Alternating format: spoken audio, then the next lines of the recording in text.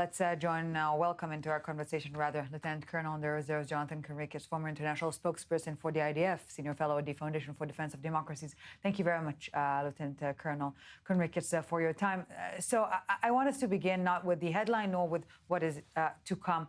Can you imagine? You can. What the soldiers on the ground who's been looking for Ran Gvili day and night felt when the message came in?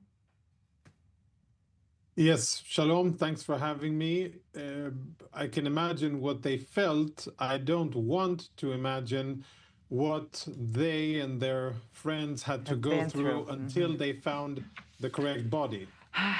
Yeah. Yes, an entire army looking for the last warrior. As we said, all for one and one for all. That's the true Israeli spirit, if I may. All right, with the lack of a better phrasing, Lieutenant Colonel Conricus, what now?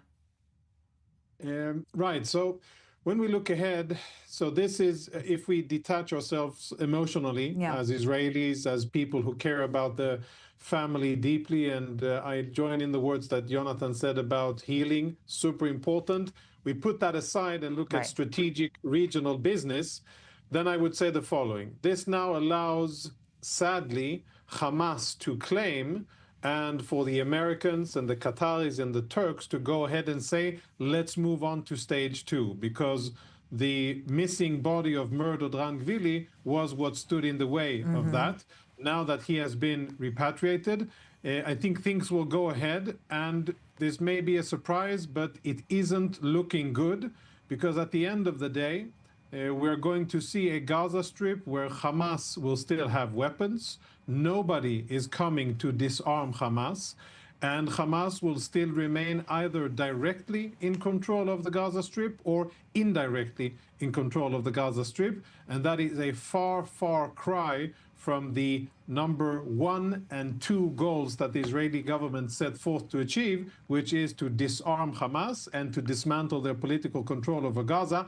Those are the 2 key goals that the Israeli government decided about a week after October 7. The third one has been implemented, to return the bodies and the hostages, but numbers 1 and 2 are not being implemented, and it isn't looking as if it's going to happen anytime soon.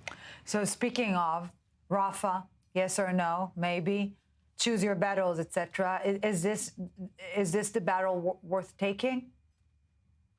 I think you hit the nail on the head there exactly. Israel is choosing its battles, and I think Israel strategically, without saying so, is basically forfeiting total victory in Gaza, which is something that the Prime Minister promised and the entire political establishment promised, in order to achieve bigger gains elsewhere. And when I say elsewhere, I'm looking northeast towards the Islamic Republic of Iran. I think it's clear by this stage that Israel is not by any means achieving what it needs to achieve in Gaza for the short, immediate, and long-term future, but hoping that by agreeing to American dictates, recommendations, demands, you can choose whatever word, at the end of the day, hoping that bigger and better things will happen with regards to a much more serious and threatening enemy, the Islamic Republic of Iran. And I think that the State of Israel understands and hopes that it has a narrow, once-in-a-century opportunity to really change the security situation in the Middle East. And the only way of doing so is working together with the U.S. That is why the Rafah border crossing is going to be opened. I have no doubt about it. That is why we're going to go to stage 2, even though nobody is disarming Hamas. Gaza is forfeited, hoping to achieve things with regards to Iran. So just to note what we're saying on the right side of the screen at the moment, police vehicles, the convoy bringing Ran Gvili back home for burial. Inconceivable images. And you've mentioned it briefly, Lieutenant Colonel Conricus. We will be getting further into this later in the broadcast, but using the opportunity, we have to speak with you. At the moment, Iran, and once again, Iran. What are we to expect? Well, I think we're, you said correctly, it's almost showtime. Almost all of the pieces are in place in terms of the military hardware and the buildup of American capabilities.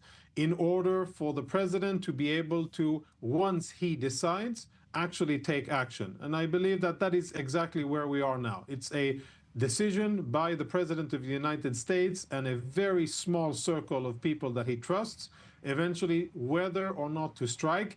I personally believe that it is imminent and that it will happen, because I think that the Iranian regime butchered far too many people, disobeyed and basically flaunted the warnings of the American president, and then added insult to injury by tweeting and teasing and actually threatening him, the US president. Right.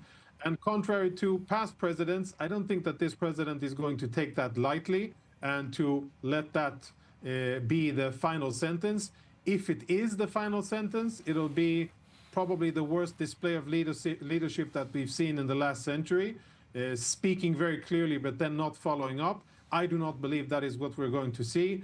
And my assessment is that soon we will see an American preemptive strike or an assault on Iranian command and control and other important facilities. Basically, you can think of it as the trumpet of the cavalry, signaling to those brave Iranians that have been out and protesting and being butchered by the Iranian regime, signaling to them that the cavalry is late, but the cavalry eventually arrived, and hopefully it will be a new day for the Iranian people and for the Middle East. Exactly. Lieutenant Colonel in the Reserves, Jonathan Conricus, thank you so very much for joining us tonight. We appreciate it. Thank you.